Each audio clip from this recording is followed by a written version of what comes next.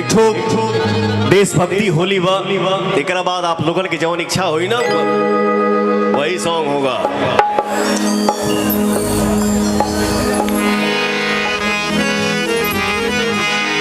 Hello, इसमें sound नहीं है क्या? मंच पे जो साइड में बॉक्स है, हटो ना यार, सपोर्ट ही नहीं मिल रहा है गाने वक्त। थोड़ा इधर से बनाइए, थोड़ा साइड से दे दो, नहीं सुनाई दे रहा है। मिला दा खाक में जिंदगी, जीवन मशहूर हो जाई। मिला दा खाक में जिंदगी, जीवन मशहूर हो जाई। करी जग याद कुर्बानी, जमाना लोर ठरकाई।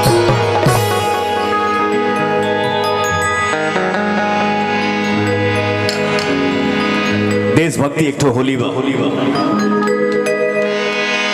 देशवा के शान हो। हमारे चाचा विनय बिहारी जी इस गाने को लिखे हैं, जिनका कोई जवाब ही नहीं है। जितना बोलूंगा उनके बारे में कम है। देशवा के शान हो, संयम और जवान हो। भले बड़े दूर हमसे हौवे मोर परान हो। भेजे हैं भेजे है लिफाफा में अबीर हो। पलमुआ फौजी सीमा पर बड़े कश्मीर हो। भेजे है लिफाफा में अबीर हो। पलमुआ फौजी सीमा पर बड़े कश्मीर हो।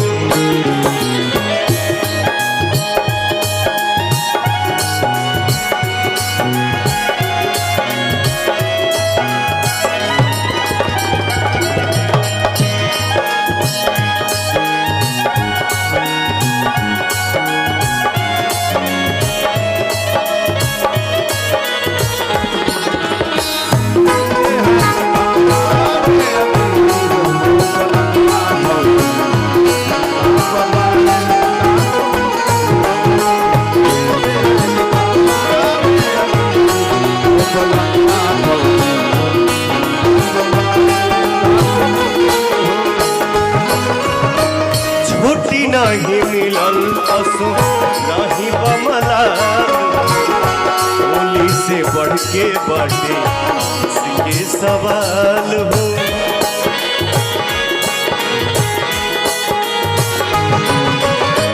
छोटी नहीं मिलल असो नहीं बमला, होली से बढ़ के बाटे इसके सवाल हो।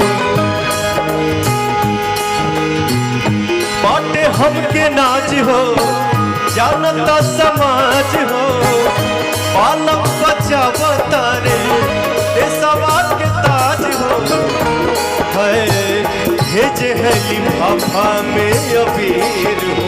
पलमुआ फौजी सीमा पर बड़े कश्मीर हो। भेजे है लिफाफा में अबीर